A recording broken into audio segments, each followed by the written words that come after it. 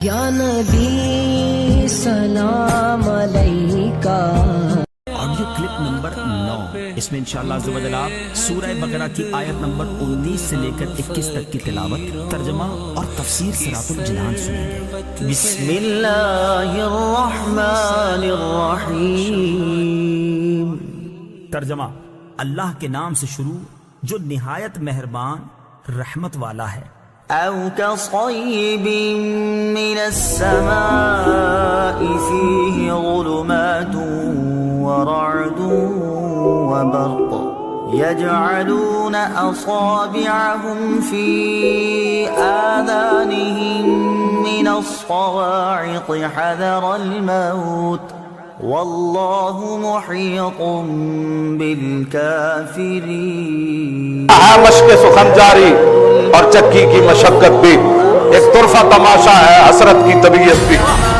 جو چاہو ستم کر لو اور بھی کھل کھیلو، پر ہم سے قسم لے لو کی ہو جو شکایت بھی۔ شاہوں کے تکبر سے بھی دب کر نہ رہا میں، آخر کس بار گائے خاص کا گدا ہوں میں۔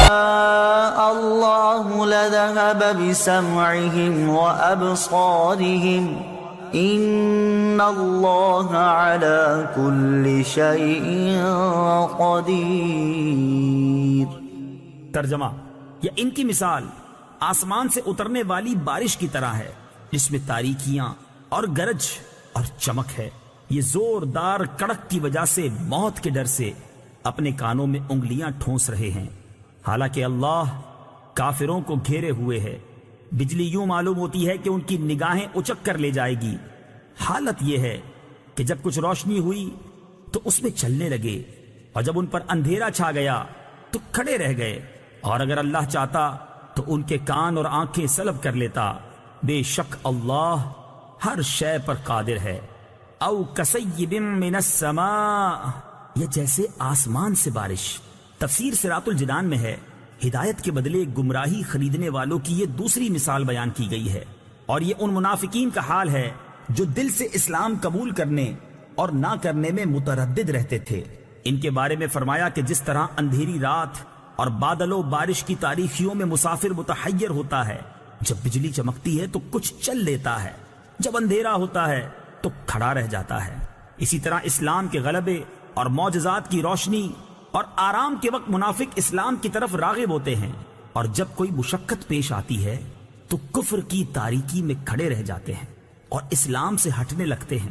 اور یہی مقام اپنے اور بیگانے، مخلص اور منافق کے پہچان کا ہوتا ہے۔ منافقوں کی اسی طرح کی حالت سورہ نور آیت نمبر 48 اور 49 میں بھی بیان کی گئی ہے۔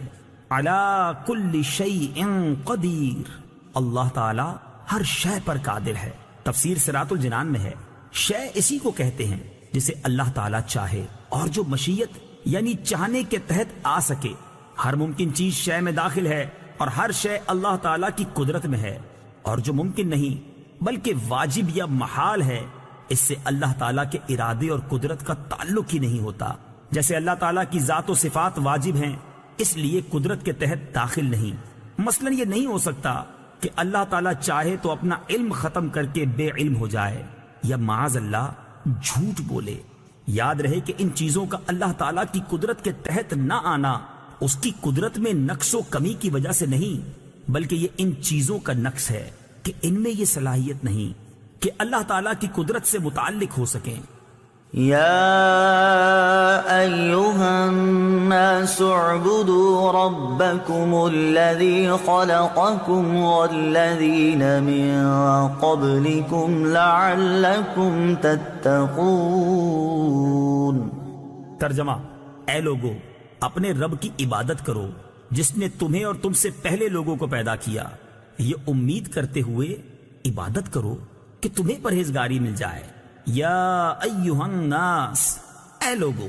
تفسیر صراط الجنان میں ہے، سورہ بقرہ کے شروع میں بتایا گیا یہ کتاب متقین کی ہدایت کے لیے نازل ہوئی، پھر متقین کے اوصاف ذکر فرمائے، اس کے بعد اس سے منحرف ہونے والے فرقوں کا اور ان کے احوال کا ذکر فرمایا، تاکہ سعادت مند انسان ہدایت و تقوی کی طرف راغب ہو اور نافرمانی و بغاوت سے بچے۔ اب تقوی حاصل کرنے کا طریقہ بتایا جا رہا ہے، اور وہ طریقہ عبادت اور اطاعت الہی ہے۔ یا ایہا الناس کے ذریعے تمام انسانوں سے خطاب ہے اور اس بات کا اشارہ ہے کہ انسانی شرافت اسی میں ہے کہ آدمی تقوی حاصل کرے اور اللہ تعالیٰ کا بندہ بنے۔ عبادت کی تعریف۔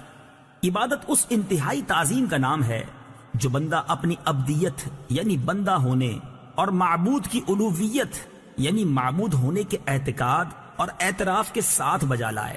یہاں عبادت توحید اور اس کے علاوہ اپنی تمام قسموں کو شامل ہے۔ کافروں کو عبادت کا حکم اس معنی میں ہے کہ وہ سب سے بنیادی عبادت یعنی ایمان لائیں اور اس کے بعد دیگر اعمال بجا لائیں۔ تفسیر صراط الجنان میں ہے لعلکم تتقون، تاکہ تمہیں پرہیزگاری ملے۔ اس سے معلوم ہوا کہ عبادت کا فائدہ عابد ہی کو ملتا ہے، جبکہ اللہ تعالیٰ اس سے پاک ہے کہ اس کو عبادت یا اور کسی چیز سے نفع حاصل ہو۔